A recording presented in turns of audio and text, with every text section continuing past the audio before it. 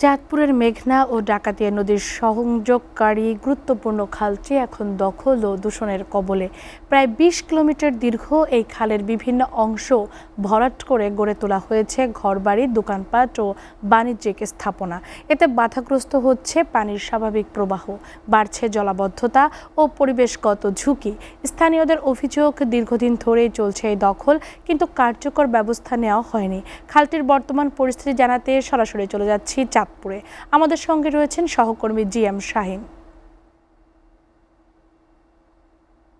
শাহিন, মেঘনা ডাকাতিয়া সংযোগ খালের দখলদারিত্ব বর্তমানে কতটা ভয়াবহ, এ বিষয়ে স্থানীয়দের অভিযোগ কি, আর খালটি দখলমুক্ত ও স্বাভাবিক প্রবাহ ফিরিয়ে আনতে সংশ্লিষ্ট কর্তৃপক্ষ কি ধরনের উদ্যোগ নিয়েছেন আমাদের জানাবেন। তন্নি, আমি আছি চাঁদপুরের বাবুরহাট এলাকায়। চাঁদপুর এর মধ্যে একটি গুরুত্বপূর্ণ খাল বলা চলে এই শেখেরহাট এবং বাবুরহাট খাল। এই খালটি যদি আমি একটু দেখাতে চাই আপনাকে, দখলে দূষণে এখন মৃতপ্রায়। এই খালটি দখলে দূষণে একদম মৃতপ্রায়। প্রায় শতাধিক দখলদার বিভিন্ন ভাবে বিভিন্ন পয়েন্টে খালটি দখল করে রেখেছে। এতে পানির স্বাভাবিক প্রবাহ, যে পানির স্বাভাবিক প্রবাহ একেবারেই চলে গেছে। নদীর খালে কোনো পানির স্বাভাবিক প্রবাহ নেই। এখন ভর বর্ষা চলছে। এই বর্ষায়ও খাল শুকিয়ে আছে বিভিন্ন পয়েন্টে। ২০ কিলোমিটার দীর্ঘ এই খালটির যদি আমি কথা বলতে চাই, তাহলে আপনাকে একটু বলতে পারি যে যে যেভাবে পারছে সেভাবেই দখল করছে এবং দখল করে অবৈধ স্থাপনা, স্থায়ী স্থাপনা, দোকানপাট, ব্যবসা প্রতিষ্ঠান গড়ে তুলেছে।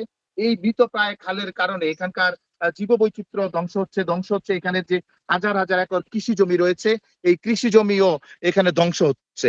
কৃষি জমিতে পানি প্রবাহ নিশ্চিত করা যাচ্ছে না, সেচ প্রবাহ নিশ্চিত করা যাচ্ছে না। এবং যেটা যদি বলতে চাই আমি আপনাকে, এই খাল দখলের কারণে এই অঞ্চলে জলাবদ্ধতাও দেখা দিয়েছে।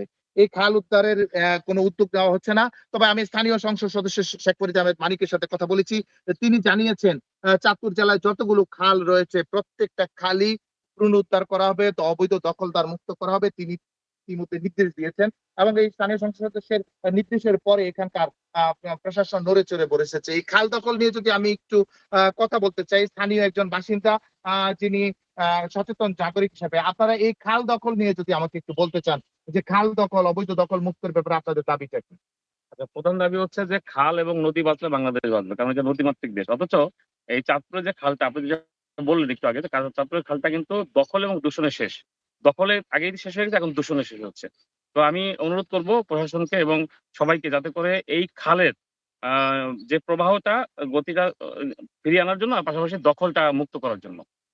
শুনছিলেন এখানকার স্থানীয় একজন বাসিন্দা বলছিলেন তাদেরও দাবি যেন এই খালের স্বাভাবিক প্রবাহ নিশ্চিত করা হয়, দখল মুক্ত করা হয় এই শেখেরহাট এবং বাবুরহাট মতলব যে খাল আছে এই খালটি।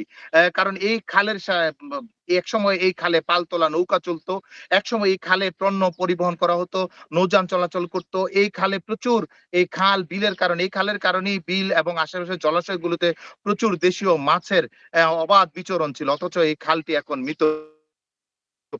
মৃতপ্রায় এই খালটি দ্রুত সময়ে যেন অবৈধ দখলদার মুক্ত উদ্যোগ নেওয়া হয়, এটাই এখন এখানকার মানুষের প্রাণের দাবি। তো এই ছিল আমার কাছ থেকে চাঁদপুর থেকে সর্বশেষ।